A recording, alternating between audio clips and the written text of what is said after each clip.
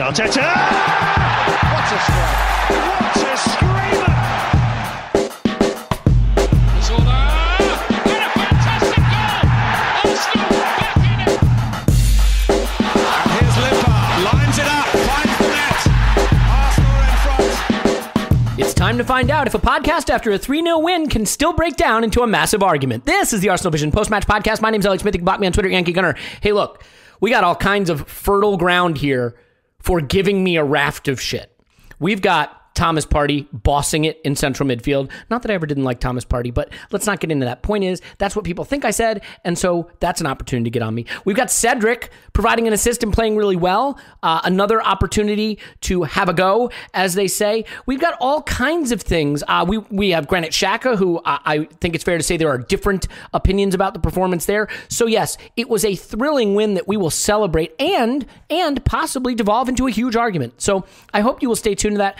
I just want to let everybody know, I've been talking a lot to Nils from Arsenal Editor, fantastic Arsenal fan, Arsenal business, something he started all by himself, built the website by himself, figured it all out, and just really have to give him a lot of credit for what he's done. And he reached out and said, hey guys, like, do you mind just letting people know about us? And looked at the stuff and it's great. It's designs, like beautiful, huge prints of legends and new players. And there's mugs and there's t-shirts also and all that stuff. But like, if you want to go to arsenaleditor.com and use Arsenal Vision as a promo code, you can get 10% off and free shipping globally.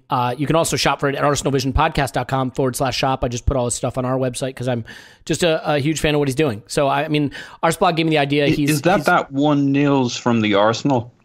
Yes, that's it. That's the guy. Yeah.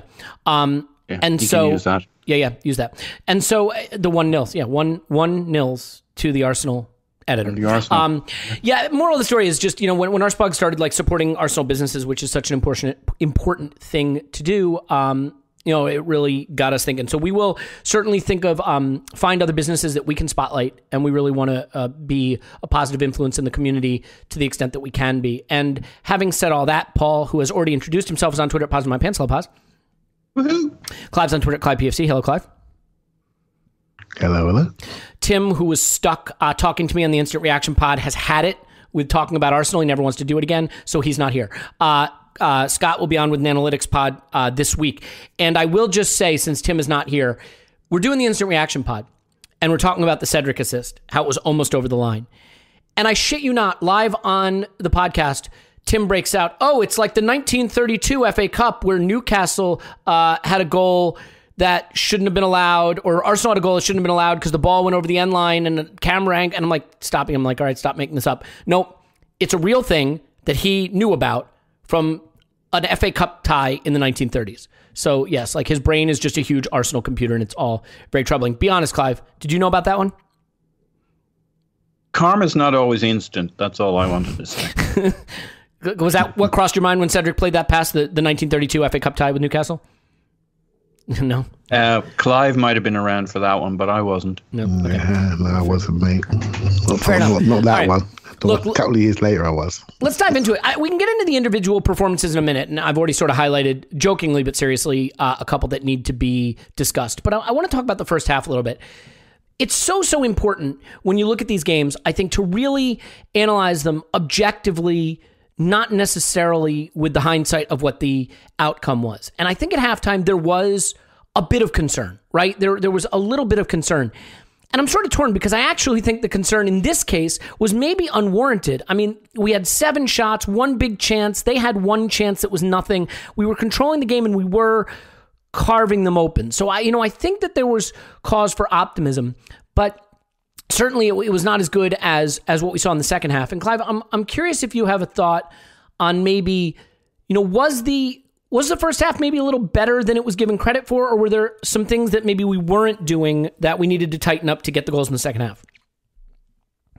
Yeah, I was one of those frustrated fans at halftime. I was a bit grumpy, and I don't think that's totally unreasonable after Crystal Palace, where we sort of suffered a little bit. When I thought we got Palace in the day when they had their 2 forwards. They didn't have those 2 forwards against Man City, which is a bit of a blow. And they had their 2 forwards, so they had their exit plan, and they could cause a bit of stress going backwards. And so we didn't get our result and could have lost the game. But against Newcastle, I felt we looked fresher from the first minute. But I was still carrying the luggage of the Palace game in my mind. So I'm thinking, come on, just get the goal. Just get the goal. I don't want to have another 0-0. And so that probably was the reason for many people being a little bit angry at the first half without looking at what they were looking at, just what they were feeling with the two games in their minds, right? So I think that was justified. I was one of them. I wasn't angry. I don't get angry too often. I wasn't angry, but I was definitely thinking, come on. As I was finishing my halftime tweets, I said, the next quarter is our golden quarter. So let's just go out there and do it. After halftime team talk, we tend to be pretty sharp. And that's exactly what happened. So I don't think it's too hard to guess what could have happened. The only reason I said that is because I thought it would happen. And it did happen. We came out a little bit sharper, moving the ball quicker, moving the ball vertically. I think this will probably come up in the podcast a lot. The verticality of the team has changed, and it's changed due to personnel. And it's changed due to a recognition that we've been quite negative in our passing from players that have been negative in the past and allowed to get away with it, and they're changing how they play. And I think, it's not, some of those players have been around quite a while, and they're changing how they play because the team needs it. And I think that's going to be a theme of mine actually throughout the podcast. We've got more players doing exactly what the team needs at the right time. And there's still a long way to go on that. But it's a sign of now people playing for the team rather than playing for themselves and their pass completion stats, right? So yeah, I think we were a little bit not quite sharp. Aubameyang does his thing, we'll be fine. But we sorted it out after halftime. No drama. Yeah, and I think, I want to be process-oriented. And what I mean by that, Clive, is I don't want to say that we were bad in the first half because it was 0-0. I want to look at the process and say, were we pushing them back? Were we carving them open? Were we creating chances? And certainly we didn't do it enough, but we had 7 shots. We had the big chance that fell to Aubameyang. And I found myself thinking at halftime, if Aubameyang puts that away, are we looking at that half as a perfectly competent, not exceptional, not swashbuckling, but perfectly competent half where we... have all the possession, all the deep possession. We restrict them to 1 shot, none on target, no real big chances. I mean, it did feel like we had a measure of control and a measure of threat that maybe was missing. Like you look at Newcastle, you look at Brighton, the first halves of those games, 1 shot against Brighton, 2 against Newcastle, and the horseshoe passing was mostly, at the halfway line, or at the edge of the final third. We had some of the horseshoe passing, but it was a little more advanced. And we did create a little bit more. And I think, Paul, you pointed that out in the instant reaction pod that unlike those games where, to use your toothpaste analogy, it never even got on the brush. Here it was at least pushed up the tube a bit. It just didn't result in the chances. I want to just touch on the Aubameyang first half, though. I think in general that when you look at Aubameyang, how do you evaluate whether Aubameyang is playing well or not? For me, it's all down to, is he getting into good goal-scoring chances? If he is, he's prime Aubameyang, because that's his superpower. His superpower isn't dribbling guys, getting past guys, with the ball. His superpower isn't assists and creating chances and scoring from 30 yards out. His superpower is 1A, prime zones, getting on the ball in the box with chances to score. And if he does it enough, he gets the goals. That's how he gets goals. And the criticism of Aubameyang for me recently hasn't been that he's not taking his chances. It's been that he's not getting his chances. But in the first half, he did get the chances. And I thought that, while obviously it's disappointing not to convert them, the mere fact of him getting into those spots and getting on the ball in those spots was an improvement. And ultimately that proved to be the case in the second half. So do you sort of take the approach with Aubameyang that as long as he keeps getting into those positions and getting on the ball in those positions, then everything will be right in the world long term? Moi? Yeah, toi. Yeah, very much so. And in a way, like he's a very simple player for me in many ways. Like him not playing well recently by your definition, which I would agree with, is about him getting chances, and him getting chances is an Arsenal problem, not really an Aubameyang problem. Now, maybe he maybe didn't quite carry himself the way he could have. Maybe there was a little bit more he could have done individually, but it's basically pretty binary. We have started creating far more opportunities. We're playing further up the pitch. Toothpaste analogy kicks in, but we're basically playing in their final third ever since Smith Rowe, Saka and Laka worked out how to play ping pong ball with each other, and it gets us up the pitch, and we're We're more vertical, to steal Clive's word, and we're moving quicker between the thirds. And guess what? Miraculously, Aubameyang has decided to be in better positions, getting better chances, and he got quite a few of them in this game, and he put 2 of them away. And sometimes one can overanalyze things. Don't want to say that, put us out of the podcast business, but it's about creating chances for that guy. He's still got the physicality. He's still got the eye for it. I mean, why would we think otherwise? I mean, eventually he won't have, but until that happens, I'm not buying into it. There'll be a day when he doesn't. This ain't it. This isn't the season. I don't think next season will be the season. Create the chances. That guy will ghost into the positions and put them away. He's not a brilliant finisher. He's a good finisher. He finishes at about XG, so give him lots of XG, he'll score lots of goals. You don't need to overthink it. He's got great movement, so get it up the pitch, he'll end up in those spots. Yeah, I mean, I guess, looking at the way we played in this game, Paul, like I definitely see a big difference in what we did in the start of the second half, in terms of really turning that dangerous possession into dangerous chances. But I think we have to talk about central midfield. And I'll start with you before we go back to Clive, just to say that the Thomas Partey performance is an exceptional one. But I think I can't help but view it in the context of playing alongside Granit Xhaka. And I know that you and Clive both have very specific opinions about Xhaka as a partner for Partey. So before we just focus in on Partey specifically, is there a reason why you liked that partnership and the way they gelled together? So I wouldn't get carried away with it. I thought, obviously, Partey was great. Fantastic. Genuinely fantastic. Yeah. And he's playing like I have hoped he would, based on my little bit of looking at stuff. This was kind of the Thomas Partey I hoped we were getting, and we really saw it in this game, which was always going to create where does that leave Granit Xhaka? And I heard, I've seen 1 or 2 people saying that he doesn't accommodate playing with other people. I don't know that that's right. I think we've seen a couple of games where he's let Ceballos shine or whatever. There haven't been enough of them, and that's not all down to him. So I think he was pretty good at just accommodating Partey. And, he'd let Partey take the spotlight. And Partey was very central a lot of the times. But they found an accommodation. Sometimes Xhaka would push up a little bit. Sometimes Partey would push up a little bit. And they're finding their balance. And because Partey can handle pressure in the midfield, it's automatic that you don't press one player but not the other at the end of the day. You got to press a midfield. I mean, you can target a guy, but you're either pressing or you're not. So the fact that he's a pretty press-resistant player, I think augurs well for the chances that Xhaka will have a little more time and space in the future. And as long as he's looking upfield, he's generally pretty good. So I thought Xhaka was, pretty good. Kept it ticking along.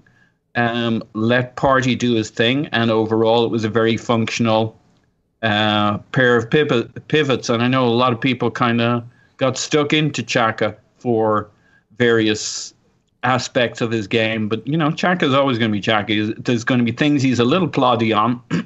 There's going to be 1 or 2 chances to go for it that he doesn't take, but he can still pass. He still does pass. He's pretty good at hustling. If the hustle's upfield, if it's pressing. So give him a good partner. It's a shame he needs a good partner. It'd be great if we had if as a CM, he could really do it on his own plus one other. But he does need a good partner. And we don't have a lot of balance with the other partners. El Neni's pretty good, but there's not enough sizzle between the two of them then. So it's more that I'm interested to see how it plays out. Partey shined in this one. And I think Xhaka was happy to be a compliment to him and did pretty well in that. I'm not going to go a bundle on Xhaka in this game. He did some good things. There were 1 or 2 times he was still a bit stodgy. But Partey shined, and I can live with that.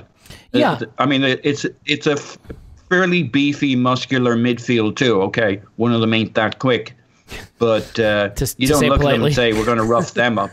Yeah, look, I want to be clear about something, right? Like, you win 3-0, it worked. Okay, it worked. Yeah. Do we need to upgrade the person playing next to Partey? I don't think that can be argued. I don't think Granit Xhaka is the way forward, and I don't think anyone on this podcast will argue that. And I don't even think there's a need to debate who he is at this point in the game, in his career at Arsenal.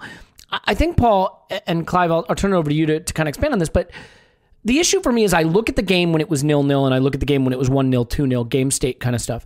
At 0-0, Partey was taking responsibility to find Smith Rowe in pockets of space, to find Saka, to find Aubameyang popping into central spaces. There's a great little moment where Partey just gets the ball, one touch to clear his feet and get around the man marking him, and then fires it into Aubameyang sort of diagonally into a central space at the top of the box. Nothing comes from it, but it's the type of dangerous pass that can turn into an attack. You know, when you look at Partey's top pass combinations, other than Xhaka, and they're Oba, they're Saka, or Smith Rowe, and you look at Xhaka's, and it's Holding, and it's Luiz, and it's Tierney. Not that passing to Tierney is a bad thing, but we know that's where Xhaka wants to go, right? Left wing, spin it up the wing to the fullback, which is kind of all our attack had been previously. And I think Partey gave us the variety, gave us the access to the forwards. I'm not asking Xhaka to create assists. He created no shot creating actions with his passes in this game, but like at least accessing some of those more dangerous players in spaces where attacks can be built. And it's the thing about Partey's performance. It's so eye-catching to me, Paul. Pardon me, Clive. Made it through 3 podcasters before I got to the right one. Clive, when Partey gets the ball, it's one touch to clear, one touch to control, and the next touch is forward, whether that's a carry or a pass. For the Aubameyang assist, the pass isn't the spectacular thing. It's a great pass, but I've seen Xhaka be able to make that kind of pass, right? Long up the wing into space. It's the touches to get clear of the marker, to burst forward. The second touch is forward and away, and that sets Aubameyang on his run. That indicates to the forwards, get going, we're going forward. You always talk about regain, retain. He regains, he retains, and then he goes. And it's that third piece that I think our midfielders have lacked. They regain, they retain it some more, they retain it some more, they retain it some more, and they go back to the center back. Partey's second touch is forward, whether it's a carry or a pass. And I wonder, Clive, if that's a distinction that you really notice in this game. Because for me, the intention to play forward by Partey was something that really stood out to me as different from what we see consistently from our central midfield. Yeah, to be fair, I noticed it before he came, right? So I've got some pretty strong views on this player as a centre midfielder. I think he's very, very good. I couldn't think of another player that was more perfectly suited to us in the centre of the park. And sometimes you just walk into a room and think, that's the room for me. I'm needed at that club. They haven't got anything like me. And that's quite clearly obvious, even though he's only played 2.5, 3 games, wherever it is. And so his first touch is one of his tricks, because his first touch is so good, his second touch is obvious. You know, and his first touch is so good, the ball's out of his feet, exactly where he needs it to be to play the vertical pass that you need to see. There's none of this, my first touch is to control it, my second touch is to move it away from the pressure, my third touch is to go backwards. Because what we've seen is organised defences just grab that, right? So watched Liverpool game the weekend, and I was really taken aback by the directness of both teams, really. I know Man United were focused on the counter-attack, but Liverpool, when they had a chance to ping it, they pinged it. They passed the ball where the opposition didn't want you to pass it. And we're doing that a lot more now with this group, and Partey's only added to it. And I think, I listened to the podcast you did last night, which was really good, by the way. And well, thank you. Despite my raving, my ranting and raving in the stock down section. All this, you did. I'll come back to it later because there's a couple of bits there that I thought was really meat on the bone. Good. Okay.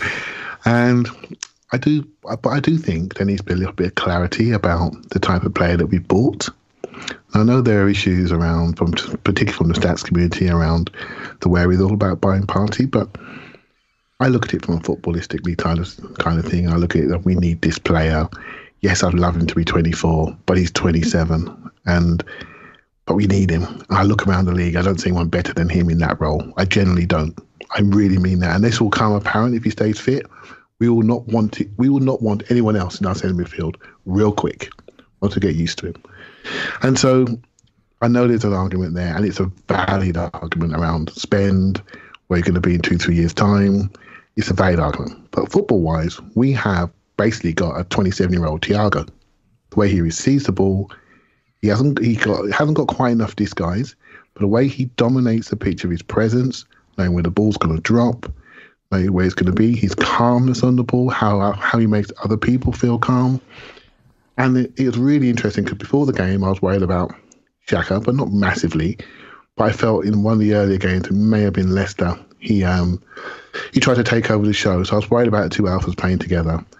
But the first thing I did last night was look at the pass combinations, and Xhaka's number one pass combination was to Partey. Yep. Mm-hmm. And that means he's not saying he's deferring because he still had his 100 touches. That's the way he is. But he's recognising this guy can do stuff. That's a Partey played on the slant, and he knocked it to him, and off we went. And I mean, if your number one passing combination is on the slant to your partner who's going forward, it's no surprise we look more vertical, was it? You know what I mean? And I think these little details are really important. When I look at the statistics now, I'm trying to look at it and say, okay, that's great. That's an indicator. But then what you highlighted earlier is really important. That pass to Aubameyang, it's just one pass. But it's the pressure he had to get out of, people rushing him. They had their two forwards playing against him. Was it Wilson and Carroll trying to press Xhaka and Partey? And he got away from that and ping, over top, we're off and running to the races. Green grass, Aubameyang. I agree with your point about his movement, by the way. His movement is how I recognise his form. When he starts floating across the grass, you know he's back. Forget the rest, it'll all come. Flying across the grass, bang, goal, laces. And I think Partey, the whole centre midfield thing, I think is really important. It's the second time this season I felt we've got a proper centre midfield. You know, Man United was the other game, and this game was again this game. And I know statistically, I know that Ceballos and Partey is the numbers game. Do you know what I mean? Mm-hmm. I know, I've looked at the numbers. I know that if you look at the best numbers, Partey owns them and Ceballos owns them. So people want to see them together. But we don't own Ceballos. I'm not bothered. I get your point. Yep. That's fair. I want to see the guys with the contracts play, and then he's coming to the end of his reign at Arsenal, shall we say? And I thought he was very good when he came on. Are we going to call that a reign? Really do we want to call that a reign? Can we call it like a sojourn or an Airbnb or whatever? I'm so glad you pulled me up on that. Other Discord boys would have me on that one. So I'm so glad you pulled me up. His time at Arsenal, shall we say? He's coming to prefer end. That. And that's fine, no problem. £7 million. Cheers, mate. Thanks a lot. We probably get 7 million for you on the way out to Turkey, right? So thank you very much. So I thought you did really well. So Xhaka and Partey, these are the ones we need to invest in our own minds when we're trying to analyse where we're going, because they're the ones with the contracts. They're the ones we own, and the other two are out the door. You know, and then some people want Xhaka out the door. And if we are talking upgrade, then let's have that conversation. What does that upgrade person look like? What attributes do we want? What do you need to add to that midfield CM4? Because we will need 4 to rotate. So I think this is really the next conversation, which I'm sure we're going to have over the next few weeks. And look, I just think that was a super, super elite performance from Thomas Partey. And I want to sort of get to how the performance changed a little with the lead. Because I think one of the interesting things is we played with the lead differently in this game.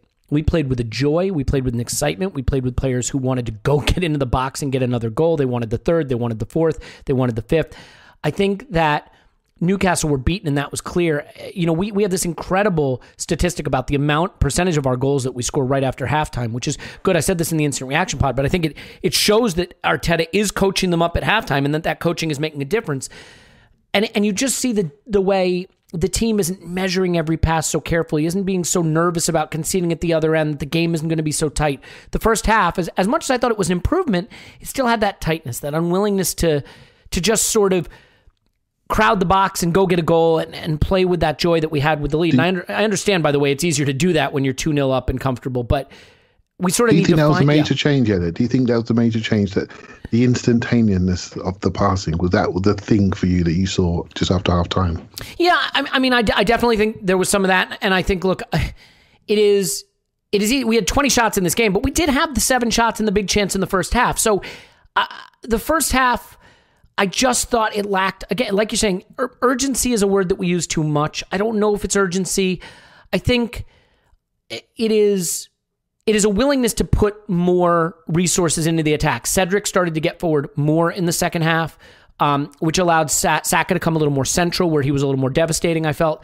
But, well, Paul, before we move off of the midfield duo, I think you wanted to just add a little coda to Clive's point about the partnership. Yeah, so I think your point's really interesting on the limited passing Xhaka had in terms of who he passed to. Tierney, Partey, Holding, Luis. And look, we all know he'll have a tendency to pass back a little too much. But when you look at where he played on the pitch, Smith Rowe, Laka, and Saka are all kind of drifting to one side. There was almost a division of labor. Partey, you mostly hit these guys over that side.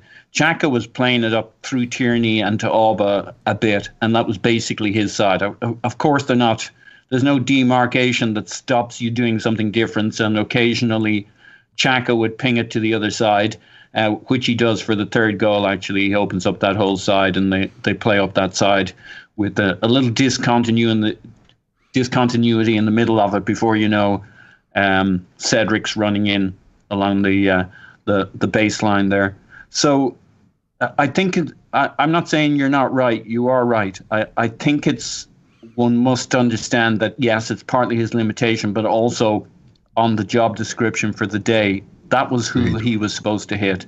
And I think he did fairly good at it. It's one to watch and see how it develops. It's not necessarily in itself bad or good, but Tierney was who he was supposed to hit, and that's how they were supposed to attack along that side. Tierney with Alba, and Arteta likes that left-sided passer on that side, so there's a reasonable chance we're going to see a lot of Xhaka over there. And we now have 3 areas we attack through the middle with Laka and Smith Rowe, up the right with the young lads and Laka, and an overlapping fullback when Tierney isn't forward, but definitely on the left, Tierney bombing forward. And now teams can't stop us by stopping Aubameyang, because we'll come up the right-hand side and he'll come in from the left, we'll come up the middle. So it's all good. We'll have to see how it develops. Is it Xhaka holding us back, or are we just leaning into the fact that he can really zip that ball up the wing or ping it to the other side and open up the other side? So we'll see how it develops. And I'll turn it back over to Clive to finish on this. I'll just say this. If you have a way to look at a pass map, whether 2 scored or stat zone, I strongly recommend look at the Xhaka pass map and look at the Partey one. The thing that will jump out at you so much, a few things, the centrality, but also Partey went equally to the left as to the right. He sees the whole pitch. And I think Xhaka, because of his one-footedness and his inability to get the ball out quickly, he goes to the side that he's more comfortable with more often, which is the left. Now, I'm not saying that isn't partly by design. It may be. But I think defensively speaking, if you have 2 central midfielders who can see more of the pitch and attack both flanks, you create more problems. Xhaka definitely feels much more comfortable going up the left flank, which fair enough. Yeah. But Partey, you see the difference in his passing. He varied it. It's central, it's left, it's right. It's whoever's open. It's the best available option, which gives you a lot more flexibility in the way you attack. So, Clive, you want to sort of finish up on that, and we'll move on, because I want to make sure. Look, we better wax poetic about Smith Rowe and Saka a little bit in this podcast as well. I do want to come back to your point, Elliot, on the first half, second half, and the attacking flow. Let's do it. Yep. So, Clive, you want to finish up on the partnership? Yeah. Let's be honest, right? So, Partey's got more golf clubs in his bag. Yes. You can just see that by the way he swings his foot towards it. I mean, most left footers got a beautiful left foot. Xhaka's got to be the only left footer that really, when he kicks it, it looks ugly. But he gets where it's going to get to, right? It's just an eye thing, really. I think the key thing with Xhaka and Partey is Xhaka, when he plays with Partey, I think he feels he hasn't got to do all of the jobs. I think he feels he could just do his job. And I think he'll continually look calmer, knowing he's got a partner that can read the game better than him, probably pass it in a more varied way than him. Xhaka pass it. When you watch Xhaka tackle, watch how he tackles within his circumference. So what he does is he stands there, someone comes to him, he doesn't move his feet, he sticks his leg out. big leg, right? So if you go outside his circumference, he's toast. When people run at Partey, he can move his feet side to side, he can go laterally, and he can take you outside of his circumference. That's why his tackling stats are so good, right? So, and that's why he's standing up with the ball, because he moves his feet beforehand, so we get transitions. The Partey is a transition monster. Now, this is going to benefit Xhaka, because I think he gets all, I've got to lead the team, I've got to be ready there, I've got to put out fires, I've got to do this over here, do that over there. With this guy, I think he's going to calm down and just put that big left diving boot on that ball down the line. Bang, bang, bang. If he does that 40 times a game, we're going to be in business, because he can fizz it. Be calm with where he's passing, because we know he can't do it. He can't switch to play like he used to, but he can fizz that left-hand side.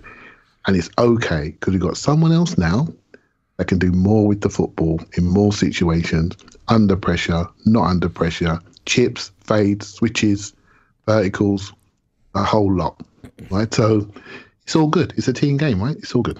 Yeah, I would say this, right? I mean, think about it this way. We probably had, how many possessions do you think we had in this game? 50? 30?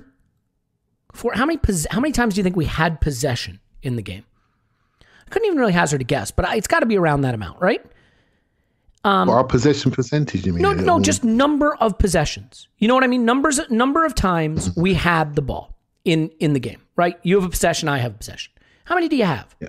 You know, maybe 30 in a game or 50? Yeah, probably one every 2 minutes if it's going back and forward.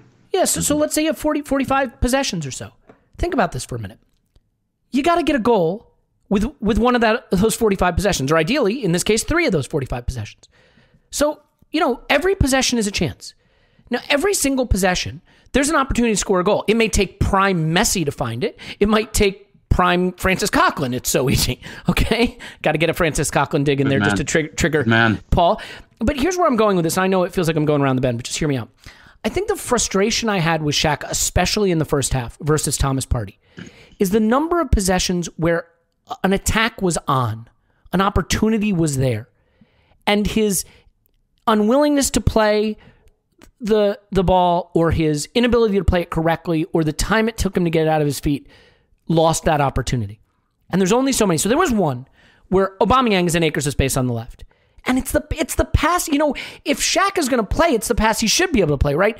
Put it out in front of Aubameyang. First half or second half? First half. I think it's a first half pass. Yeah, I'm almost certain. Put it out in front of him, let him run onto it, easy as can be. And he sells it short. Another one. And it gets cut out really easily. There's another one where Tierney's overlapping. Again, the pass, he thinks Shaq has got this in his locker all day long. Just play it up the left into space, and he plays it out for a goal kick. He plays it too heavy. And then there's one, he intercepts the ball. We've been talking a lot about we need to press more, get turnovers more, and he intercepts the ball. And what does he do when he gets the ball from a turnover? And it's so consistent. What's interesting is seeing the contrast with Partey. He gets it, he immediately turns around and gives it backwards. Right? There was another one where Partey does this awesome little tricky move to get around a player and slides it to Xhaka just a little ahead of him in the center of the pitch. Xhaka turns around straight back to holding. And that's what I'm talking about. It's these possessions where you get into a dangerous place, the ball is progressed, or you turn it over in a dangerous spot. And Thomas Partey's first touch is to control and second touch is to go forward. And I think in this game, especially in the first half, where we just needed that extra sharpness, I think a lot of the attacks broke down, not because the final ball wasn't there, but that opening ball that Xhaka had that was available, he didn't play. And so I may have killed him a little too much in the instant reaction pod, to be fair. A guy plays 100 passes at 90%, great, kept it ticking over, Partey did the thing, we win 3-0. So why bother?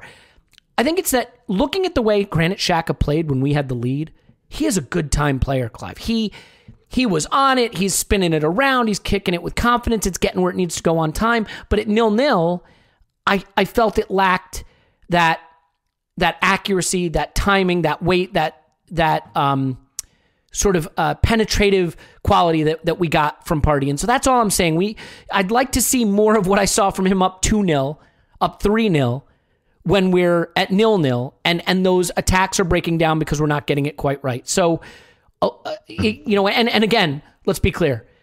this is a player, we know who he is, what he can offer, and the idea that we need to see him change and evolve into something else is probably a little silly. That's what I was going to say. We know who he is, but I will give him credit. I thought he had a very good game in this game, and I thought he learned during the game. I could see his game style changing. This is probably the first time we've seen these two together properly, starting the game, maybe second time. I was really encouraged. I was really encouraged at the relationship they're starting to build. So let's keep this one a little bit longer. Look, I personally would like to see something else in that position as we develop, and maybe we go younger and then develop that player in next season. But we all know this guy. He isn't going to change. He is what he is. But yesterday, I thought he did fine. I thought he did some really good stuff against an average team. And but I think the encouraging thing, Elliot, is the two together. And I think we got a string of games coming up where he's going to get tested. And I think we can get a much clearer view on the urgency, what you can do, your technique, where we pass, on the break, slightly deeper against better sides. It's going to be interesting to watch this develop, and I'm looking forward to it, mate. I really am. I think it could be more promising than maybe I've even given it thought for. Yeah, and I mean, I'm excited to see it. I think that we will learn a lot about this team because they've recovered from a low ebb, and I like what Andrew Arsblog said on the Arscast, which is what we did over this run. The 13 points from 15. If we're being honest, is what we should do over this run.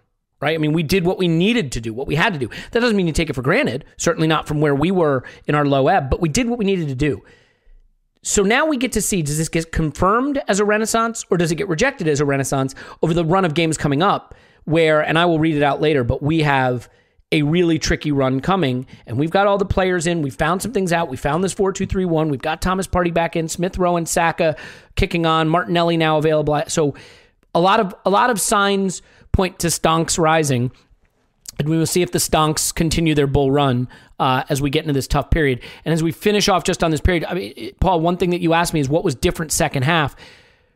I do think we were just that little bit... I didn't ask you. I was about to tell you. You were about to tell me, so let me tell you first, and then you can tell me if you agree. The one thing at the start of the second half that I definitely think we were doing a bit more, I think there was a little more willingness to just press him a bit. I'm not saying we were doing the full, Klopp gegenpress in his peak kind of thing, but we pressed a bit more. We took the ball off them up the pitch a little bit more, and I think that allowed us to turn the screw, get the goal, and go on from there. So do you think that maybe we saw just a little bit of the addition of that pressing that we wanted to see to help unlock Newcastle, and maybe that was an addition in the early part of the second half?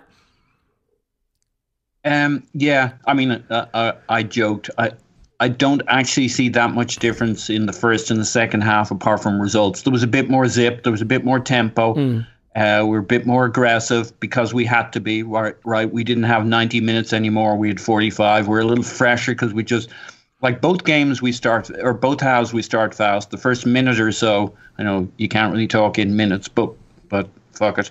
The first minute we're out of the traps like a greyhound in this one. And like there's plenty of good play in the first half that just should have come to a little more. Like there's around 24 minutes, seen as we've listed all the things Granit Xhaka did not do and all the opportunities.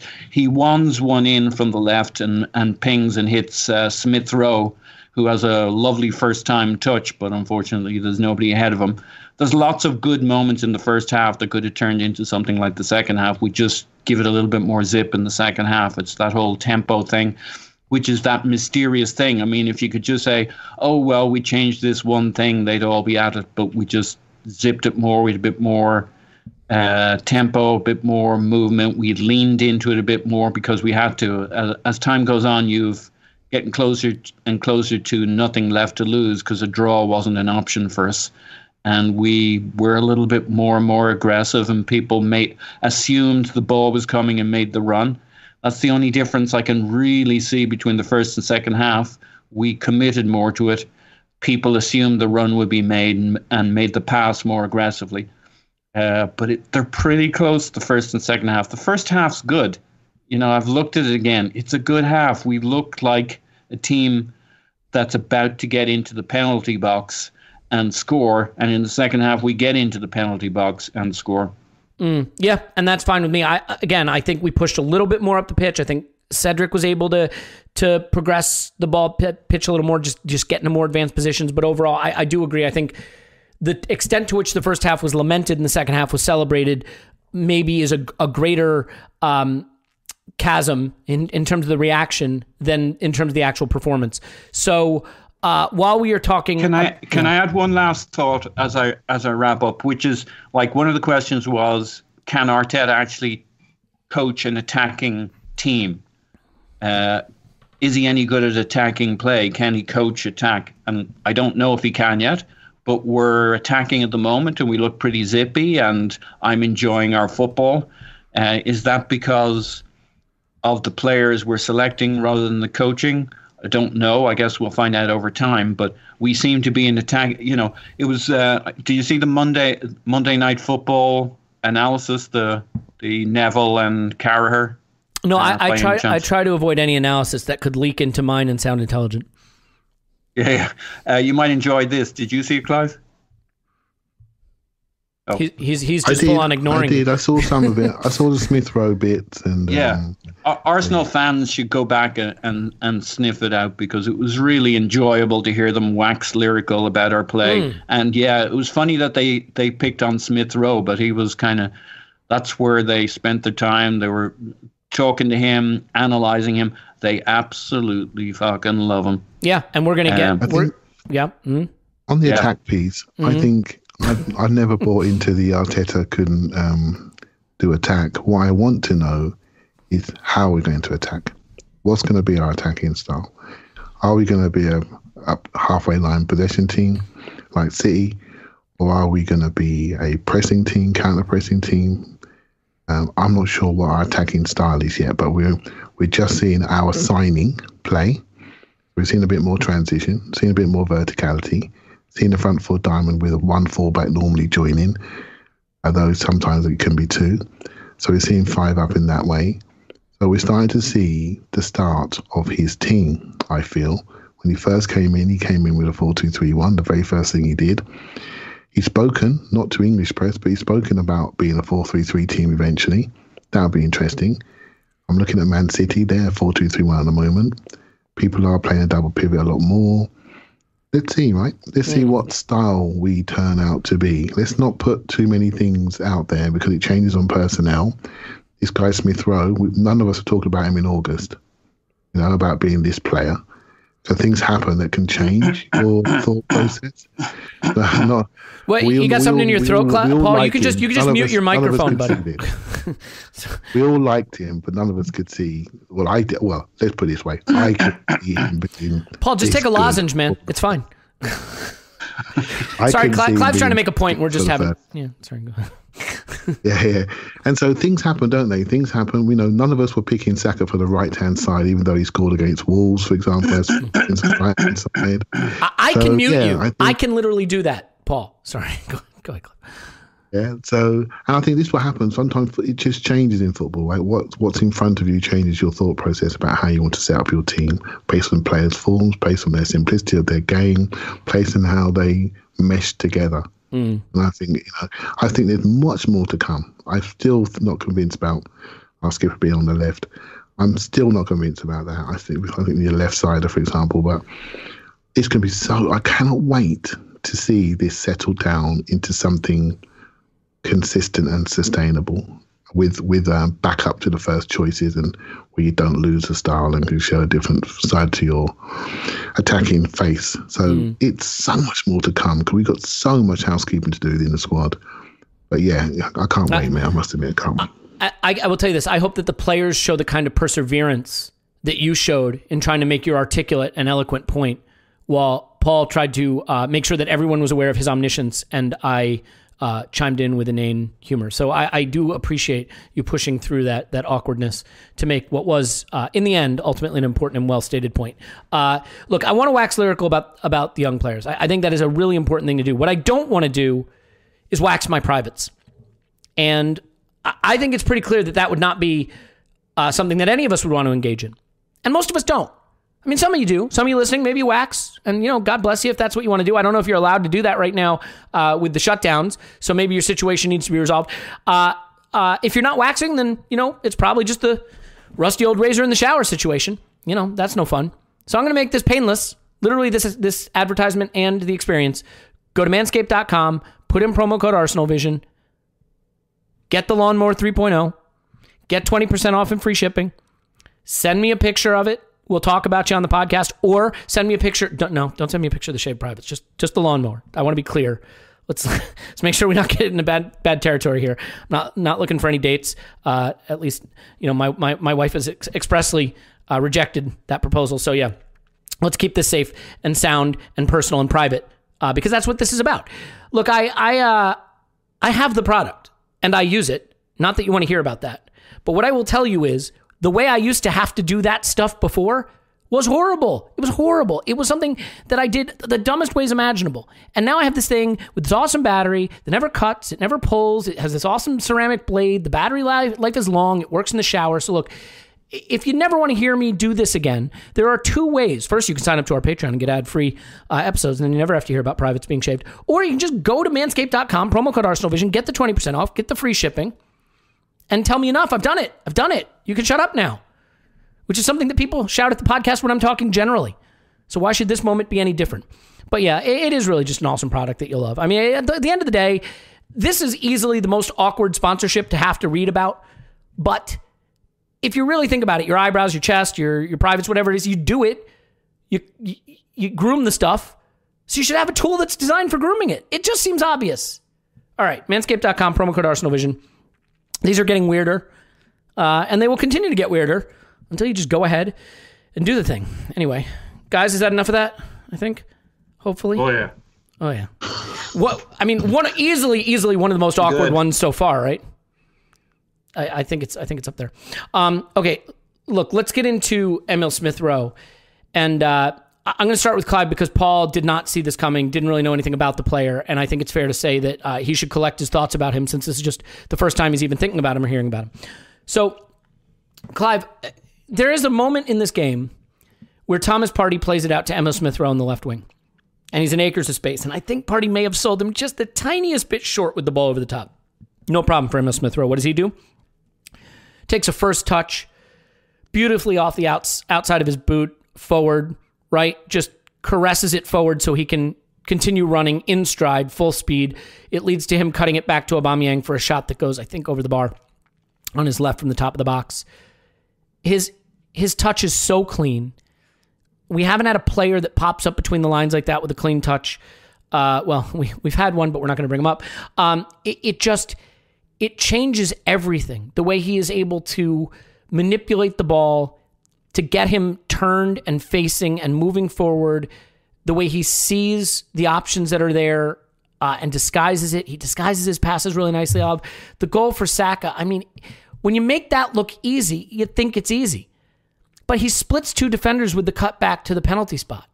And it's just the perfect play. There's a burst to get past players that surprises them. There's a delivery from both sides that's perfect. And he doesn't always get it right. But, do you remember the cross he tried to play to Aubameyang later in the game? So Aubameyang's running in the far side of the box. He's on the right flank. He's running down the right flank, and Aubameyang's there. Yeah. And the ball's there to be played, and he just massively underhits the crosses with his right foot. And he holds his head, and he knows he's missed the chance. But you know what I love? That's the ball. He knows Oba's there at the back stick. He knows the ball he wants to play. You're never going to get him 100% right, but his vision and his awareness of where the ball needs to go is so good. And I think there's goals in his game as well, which, we saw he had a chance that he didn't quite get right.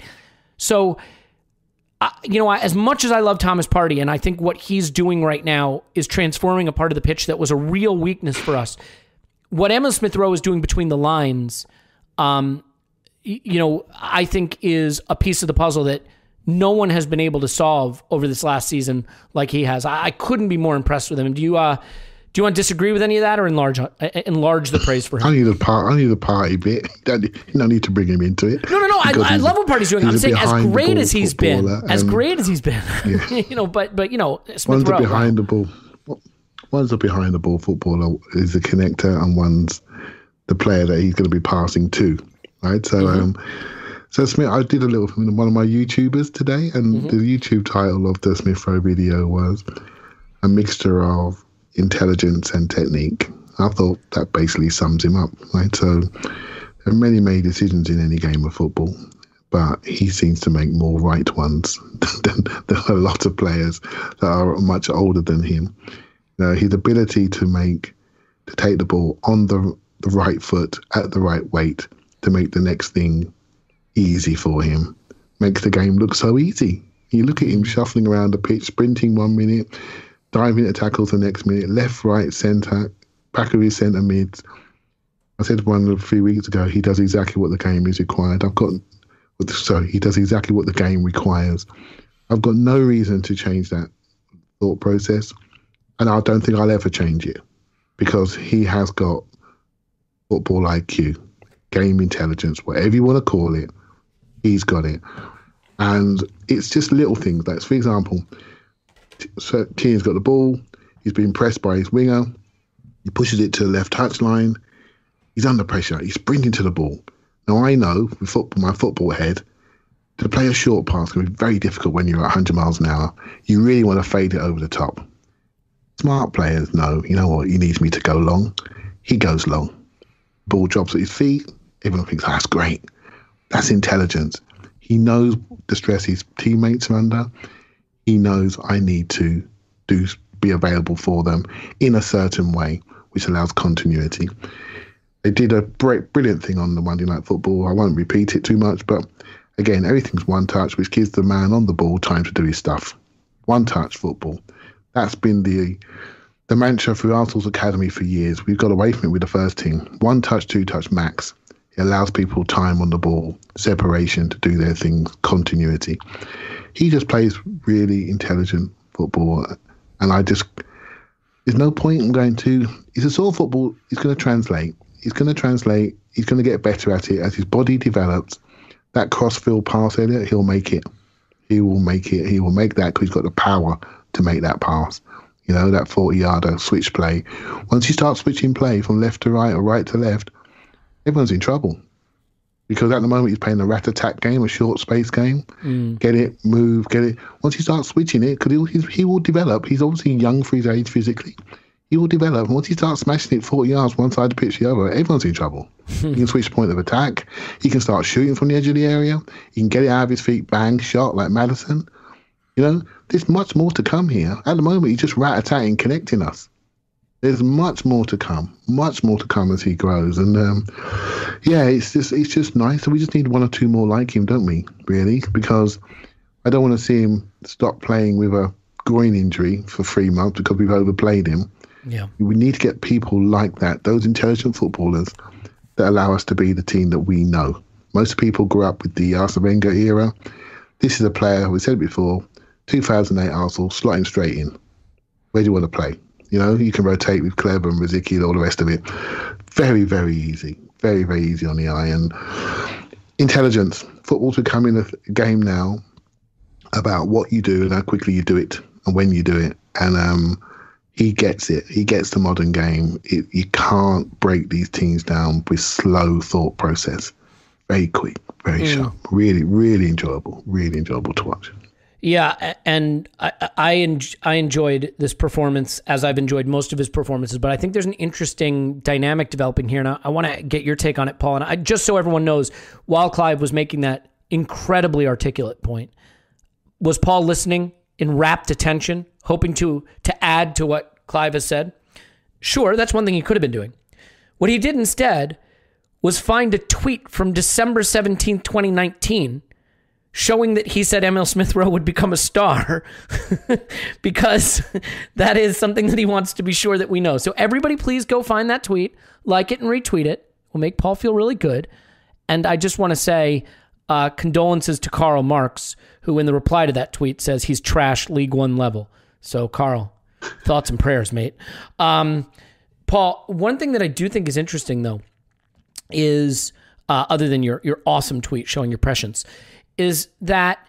and I actually said he'd be a star under, well, I said Pep Arteta, but Mikel Arteta. So yeah. I was specific. No. Yeah. I mean, out of curiosity, how much did you wager on it? Nothing? That's a shame. Tough break, man. No. It goes a little for the conversation goes further. Somebody bets me 20 quid ESR won't be a star and won't be at Arsenal in 3 years' time. And I didn't actually specifically take him up on that, but I said, I guess you'd lose. Can I ask you a question? Do you lose the bet if he's not at Arsenal in 3 years' time because he's at Real Madrid?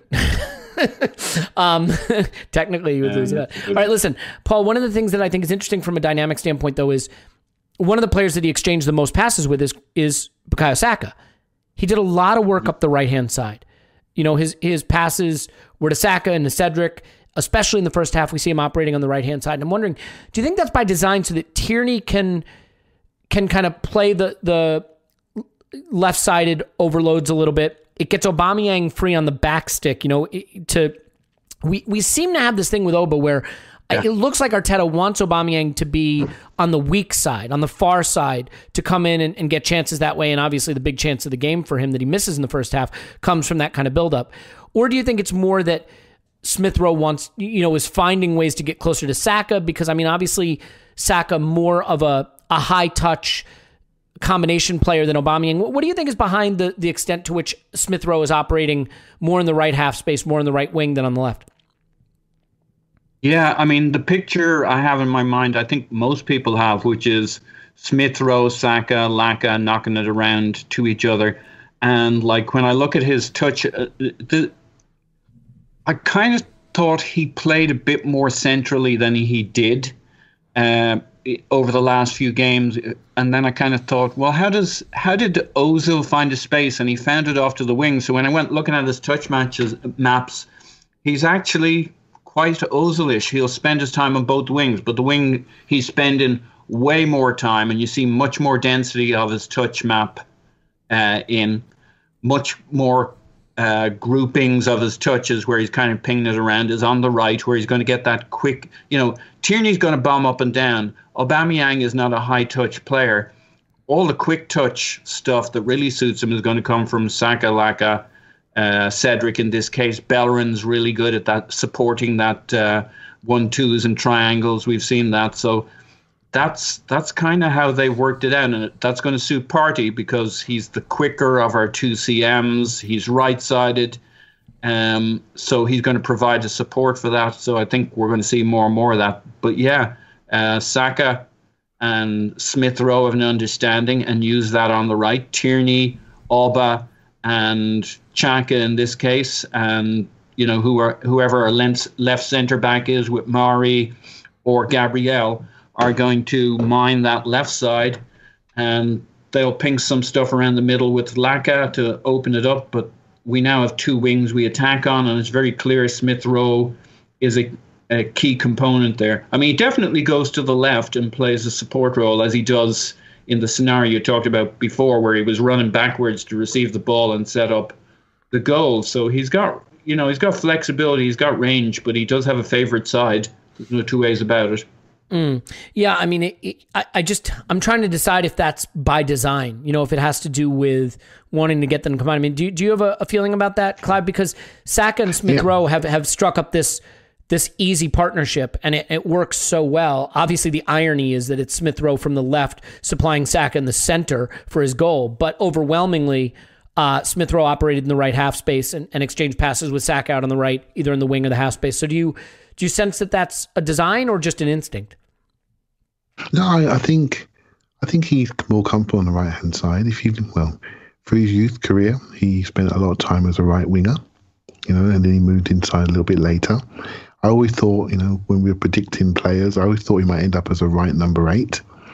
But he's obviously worked out as a mobile, be everywhere 10. So it's a different style of 10 that he plays, left and right and central. So he just goes where required, right? So as we said, I think he's always been, well, not always been, but he was a wide player when he was like 17. When he got in England, the 17 World Cup team, it was from the right-hand side, tall, long-striding driver. So I always thought, with number 7 on his back for Arsenal, or be that right 8. So no surprise to me. He's just playing with his mate. Well, if you were the manager, why wouldn't you put the two young kids together? Get them together. Yeah, why wouldn't you? You're comfortable with each other. You haven't played massively together, but you have played together in the youth teams. And you obviously got a connection. Why would you split them two apart? I won't. I wouldn't. You get more output from them, right? They feel comfortable knocking it off. I mean, the goal was telepathy, wasn't it? I mean, geez. The way he strode down the left wing, what he did beautifully, as Aubameyang brought the ball to him, he was slow. And then he said, go. He went. Aubameyang gives him the ball. Now he's on the run. So, I think it's Lascelles. He's in a bit of trouble now. So he's at top speed. Then he slows down again. Starts him, goes. Left foot before he can block it. Left foot cross, goal. That is smart. That is somebody beating somebody that's bigger, stronger, faster than him with pure intelligence and change of pace. Right? And he did that and he killed that guy, put him to sleep. So, that's the brain of this guy when he knows what to do in football situations. And I don't want to... I can't stress how important that is in the modern game.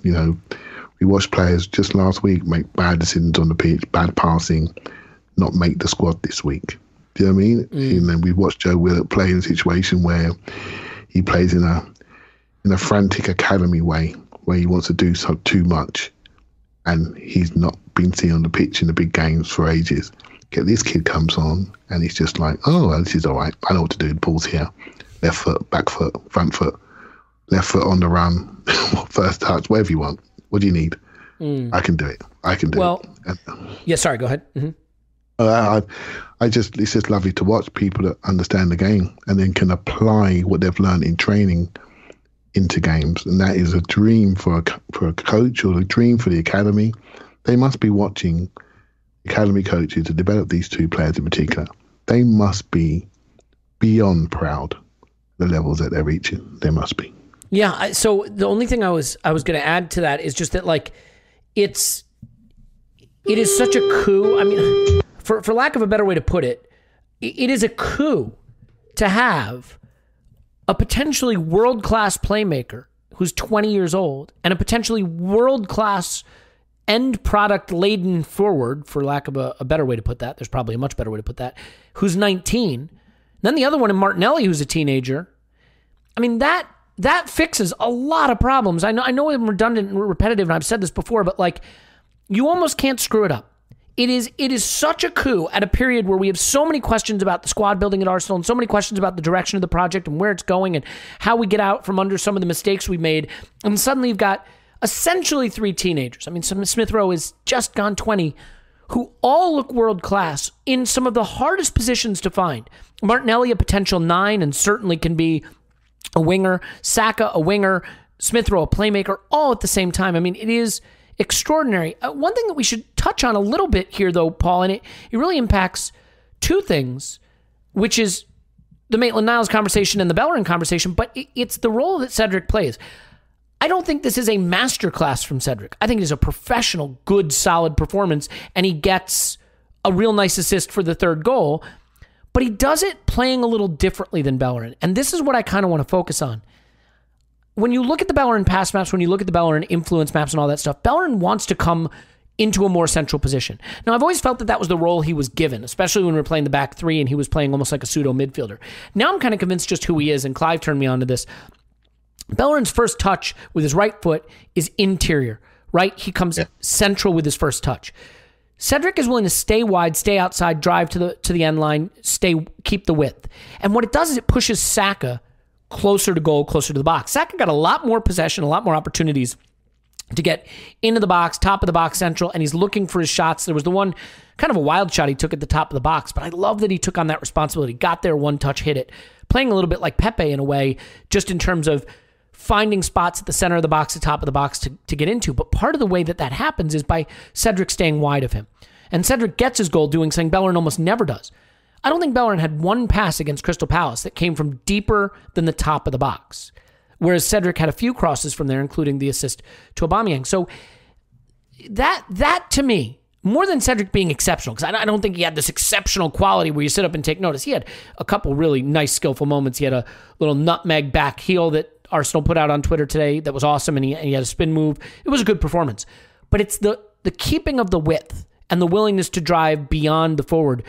Those two things to me are very different from the way Bellerin's been playing. So do you think that was important in this game? And do you think that it's an instruction or just different styles of players?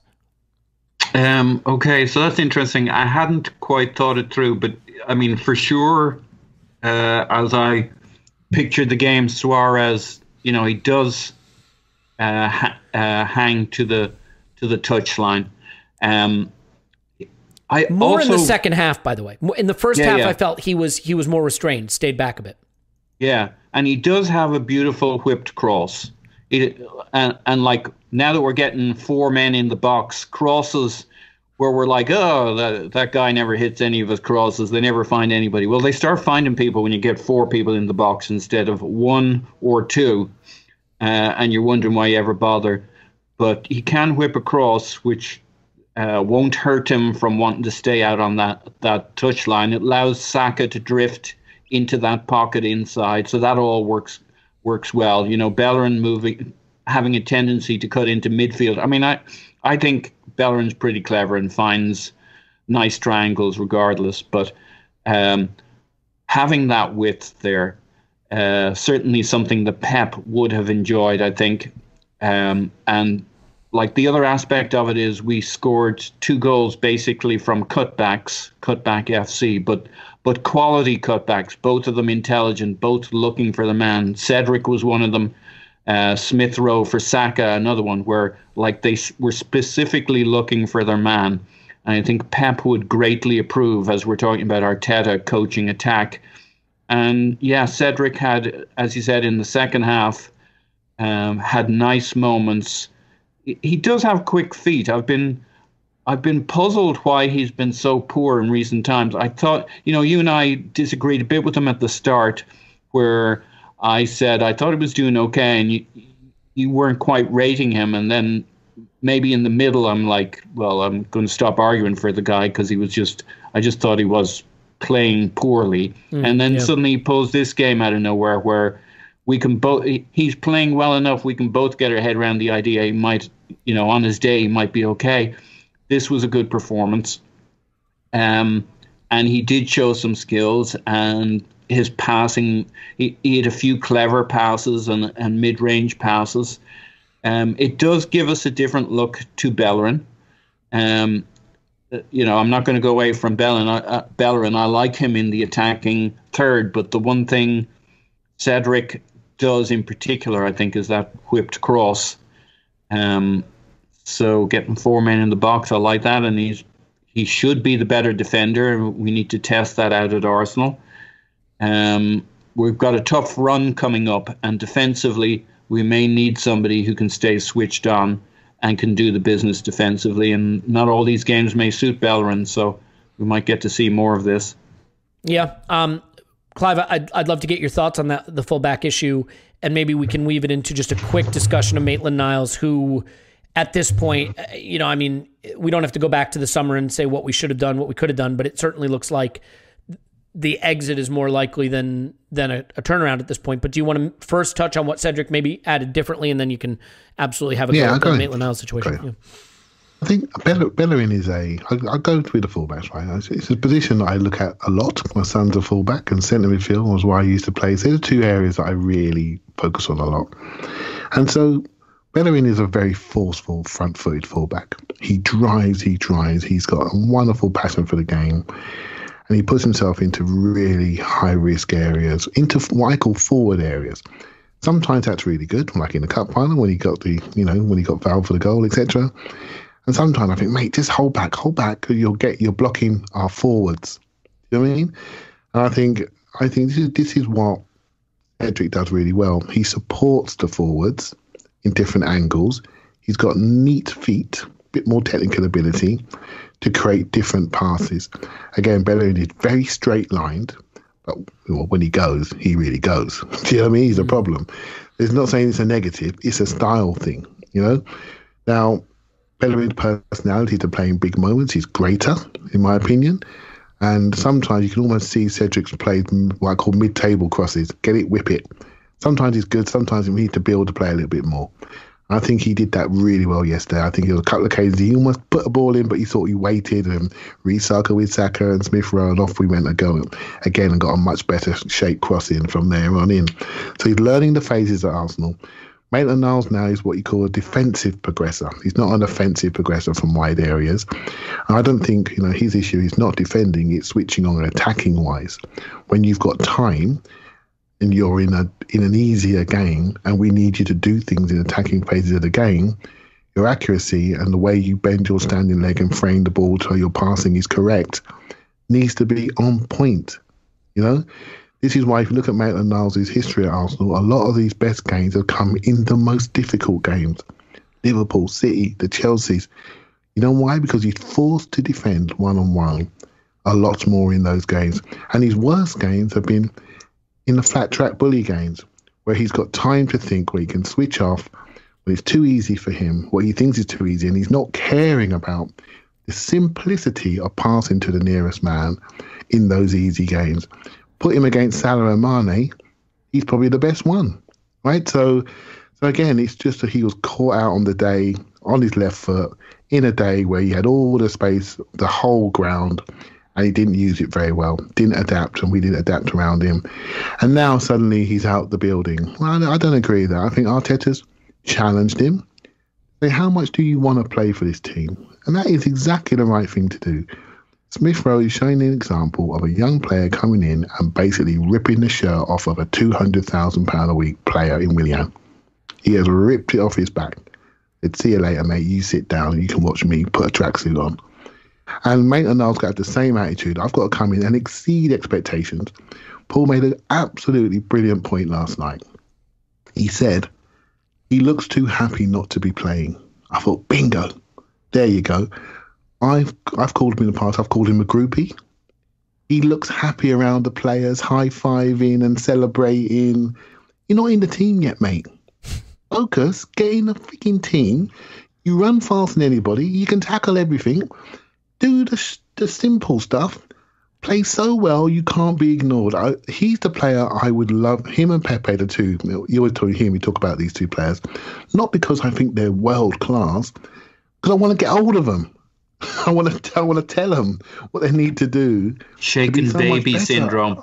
I want to get them. I want to get them and just go, come on.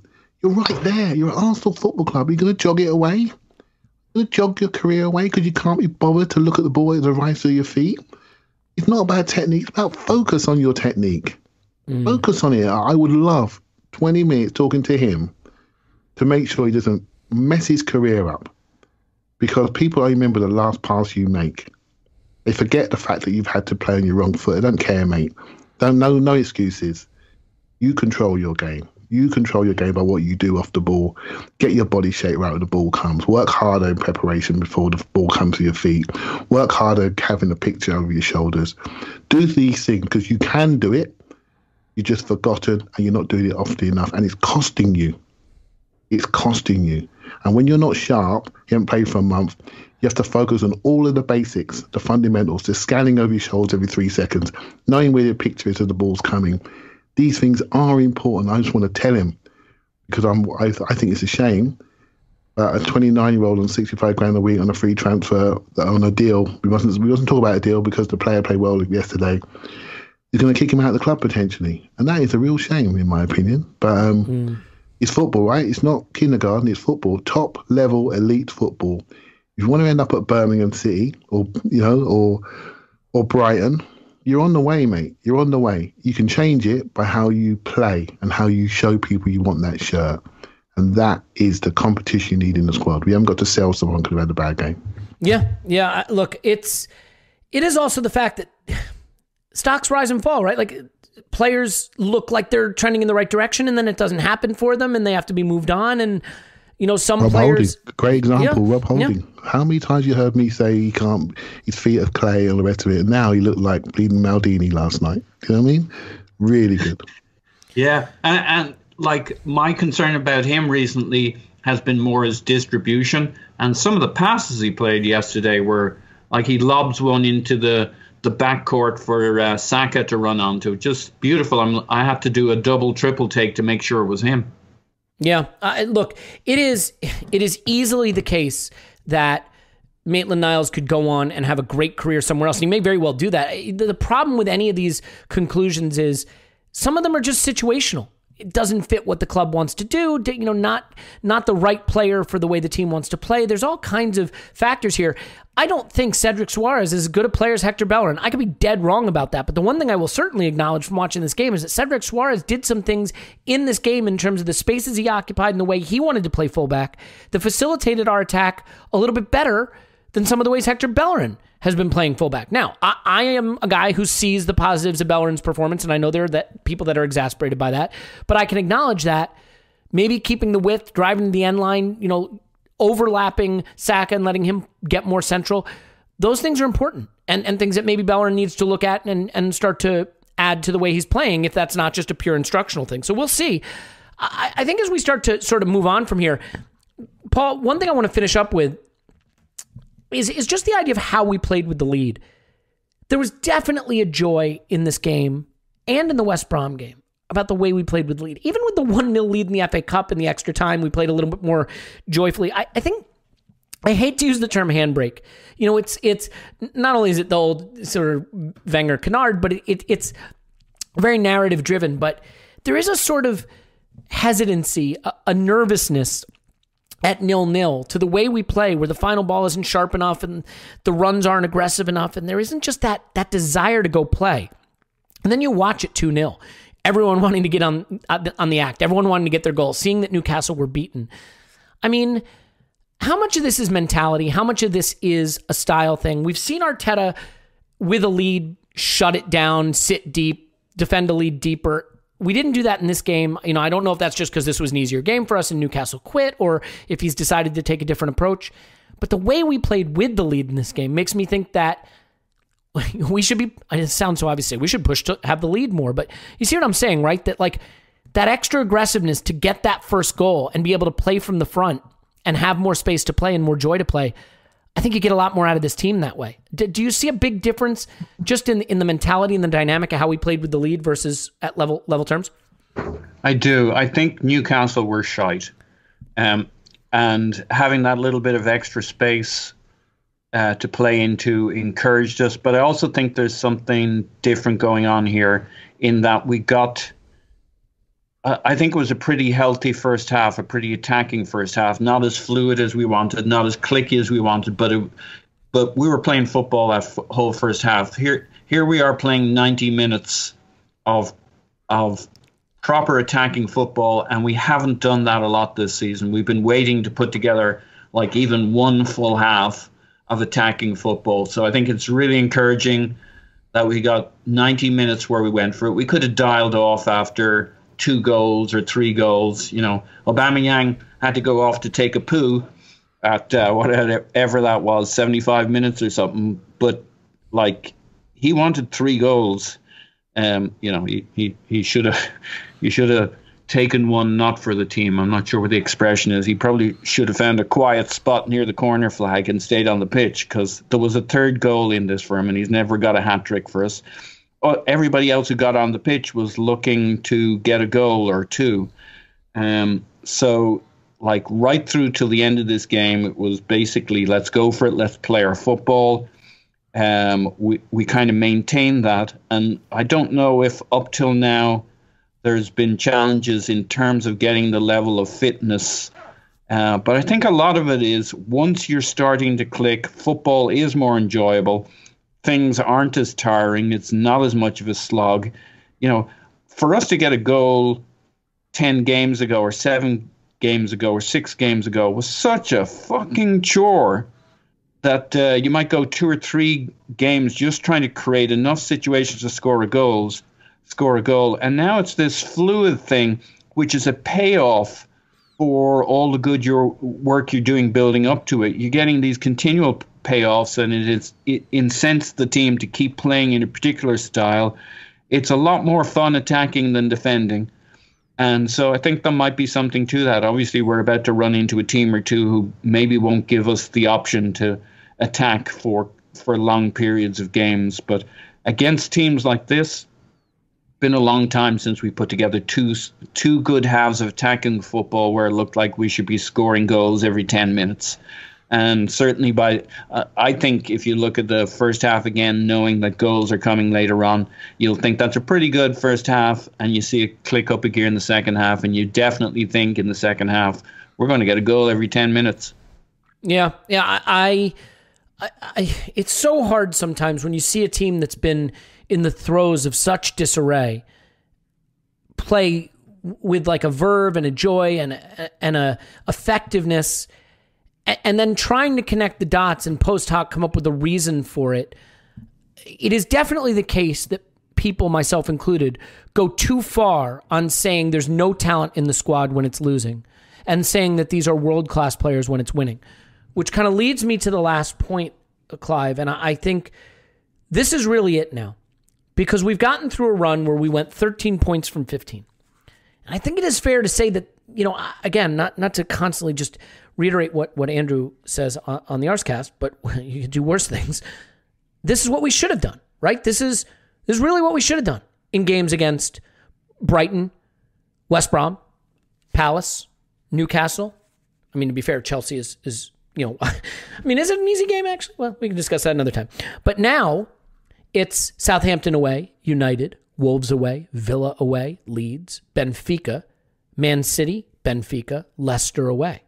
So between now and Burnley on March 6th, all of these games, Southampton, United, Wolves, Villa, Leeds, Benfica, City, Benfica, Leicester, and the funny thing is right after Burnley it's Spurs, none of those are games you go into and say, this is it, we're 3-0, easy. And not that you felt that way about any game recently, but certainly, in the way we've been improving, you look at that Newcastle game and you target that as one that could be a banker. Same with West Brom. We don't have any of those coming up. So, Clive, what needs to happen now? How important is this run in sort of as the crucible in which this team becomes forged and we really find out? Is it the team that just picked up 13 points from 15 and is on the up? Is it the team that's closer to what it looked like when it was struggling, that's still imbalanced and needs to be fixed? What are your expectations from what looks like a very tough run on paper and what the team needs to show over the course of really the next month and a half? Yeah, well, firstly, I think we've been podcasting 3 years or so. I'm not sure I've ever predicted we're going to lose a game. Yep, me neither. That time. 10-0 every game. Right, so I am not overly concerned about these games. And my reasoning is, I think we play better against teams that play us. I'm more concerned about low block teams. Right, so we've had a few low block teams recently, but the Chelsea game when they played us, we do fine. The way we transitioned yesterday, we broke into open field, right? And I think we're good at that. We did some. Newcastle did press us a few occasions, so we went back to the old school, playing it out from the back and transitioning for the whole pitch. There's a few things that have come in that give me hope. We've genuinely got four decent centre backs, one's injured. And so we've got some rotation options there. We've got 110 right backs. We've got one left back with a kid that not really done that. It's very difficult to replicate that, but on defensive side against better sides, he can do a job out there on a left back situation. Centre midfield, we found our signings, walked in the room and said, by the way, I own this space here. I'll get us going. That's something we didn't have pre-Christmas, and to see Saka sort of defer slightly when he needed to, win the ball for him and give it to him quickly as the game went on was encouraging. To see Elneny come on and realise that he's got to work harder and was sprinting around the pitch doing everything for the period he was on. Again, that's encouraging to make sure we can nurse these two players through this period. Our superstar strikers starting to float on the grass again. There's some signs here. Laka's found a bit of form. We know about the young kids. The worry is we need a little bit more up top. So we need one of Eddie, Willian or Pepe to strike a bit of form. And I'm worried that we're going to need it at a situation where we're 1-0 down the game. They're going to come on and we're going to expect them to be miracle workers. So the FA Cup game against Southampton is really important for their sharpness. So we add some depth on the bench so we can change things during these games. But fitness-wise, health-wise, we're in a decent place. We've got a depth of squad with the youngsters coming in. A little worry about certain experienced players' form. We're solid. We're keeping clean sheets. And we transition. I'm all right with these games, mate. Well, come see me in a few weeks' time, obviously. Fine margins, the ball is round, the grass is green, all the rest of it. But I'm all right. If we walk into these games where we are now, compared to where we were a few weeks ago, we're in not a bad place. Not a bad place, So I don't know if you guys agree with me. That's how I feel about this run coming up. I think if we can get our key players out for each one of those games, the two young lads, Lanka, Alba, are generally fit anyway, so that's okay. If Partey can stay fit, if Tierney can stay fit, that's 5-6 players if we're getting them out. I agree with you, Clive. I mean, we're not going to romp through these games and rack up the wins or anything, but compared to, say, last year, I mean, I think against our current fixtures we've played so far, we might actually be a couple of points ahead of last season, miraculously. And I think we can come through these games pretty well on a comparative base.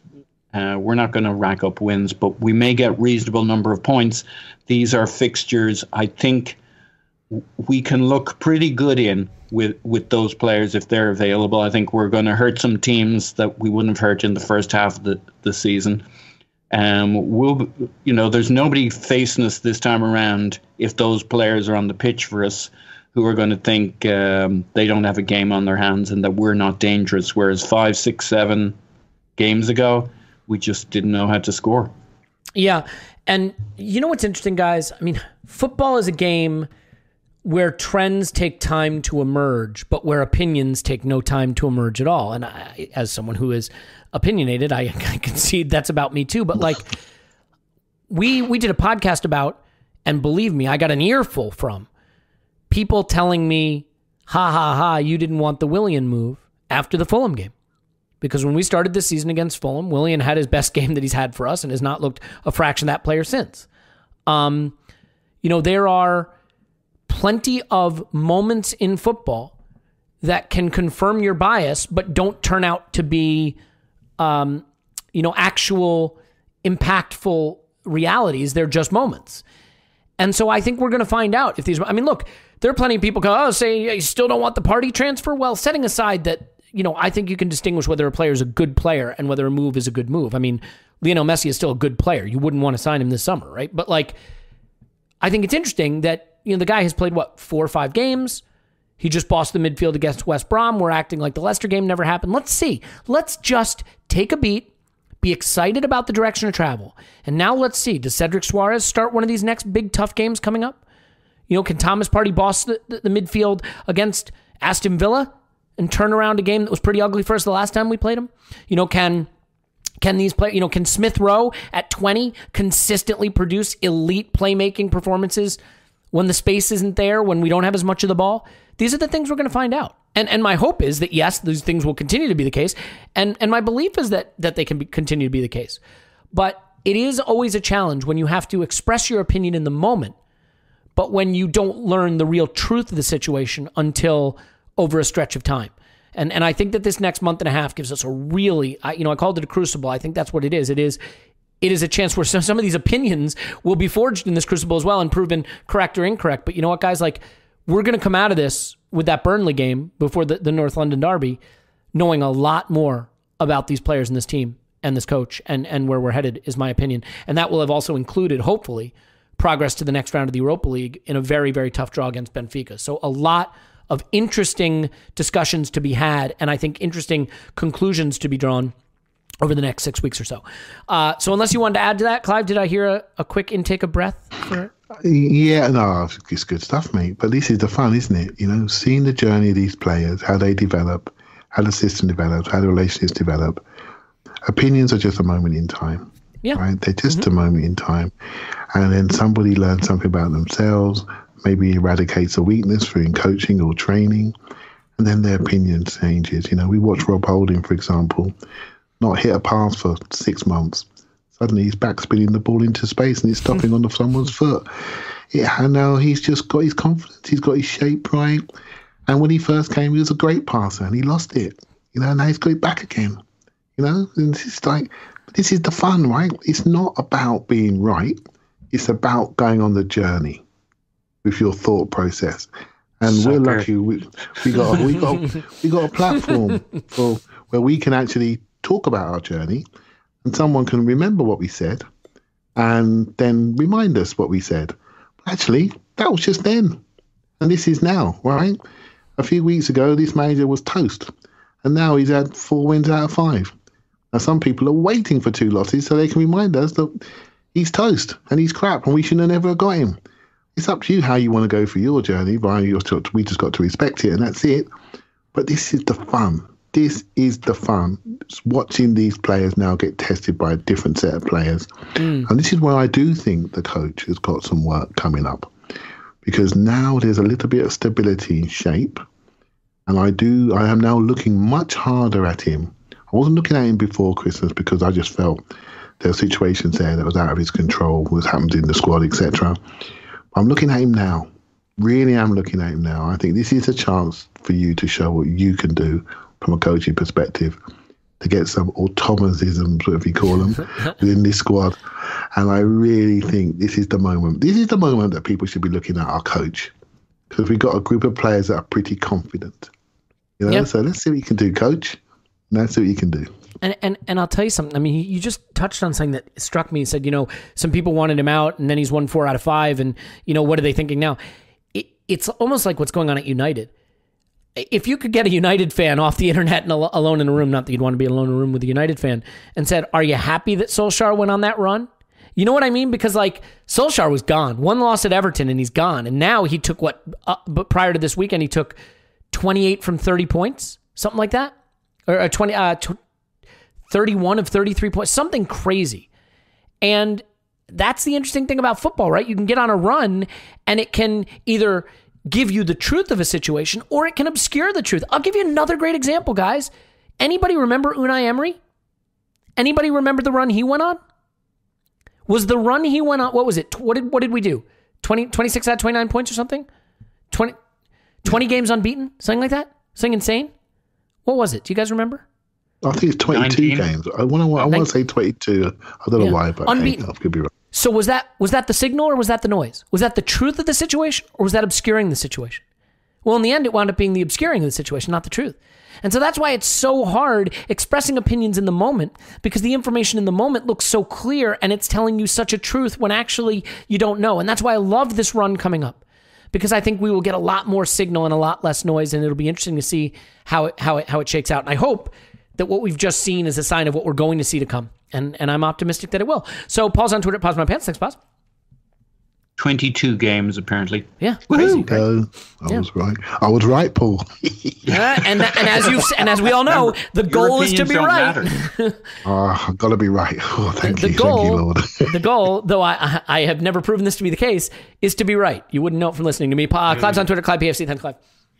Thank you very much. My name's Elliot Smith. You should be blocking me on Twitter. I mean, look, block me on Twitter. It's that simple. And if you want to hear me lose my absolute run of myself, you can listen to the Instant Reaction Pod on Patreon. We do love you. Thank you so much for being here. It just means the absolute world to us. And I know these are ups and downs. These are ebbs and flows. And, when I go onto social media after these episodes and sort of see the reaction and seeing how people vehemently agree or vehemently disagree with some of the things we've said, it's all part of it, right? Like we are all just having this conversation together, trying to figure out where we're going. These are confusing times in a way because of the vicissitudes in our performances. But, long may the discussion continue and long may this resurgence continue. That's what we hope. And it will have to continue. This is a tricky one, guys. This weekend, when we talk to you after Arsenal 10, South Shrewsbury 0.